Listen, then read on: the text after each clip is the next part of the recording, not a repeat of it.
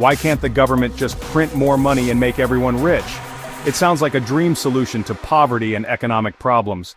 But printing unlimited money can actually destroy a country's economy. Let's break it down, the simple way. Imagine you woke up tomorrow and found $1 million in your account.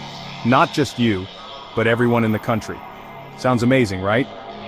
But the moment you go to the store to buy bread, you realize something strange.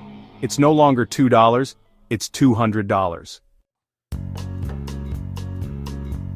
Think of money like a pizza. If you have one pizza and share it between 4 people, each gets a big slice.